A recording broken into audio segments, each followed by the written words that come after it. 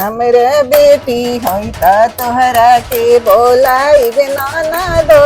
हमरा बेटी होई त तोहरा के बोलाइब ननदो। हमरा बेटी होई त तोहरा के बोलाइब ननद। ई बोलाइब ननदो हो बोलाइब ननदो।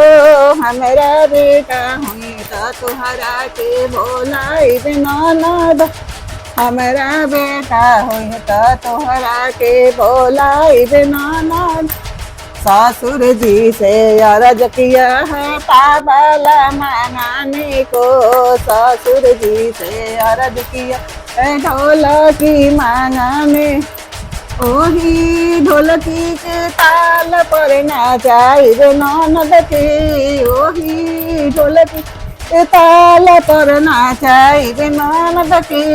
हमरा बेटी होई त तोहरा के बोलाइब ननद।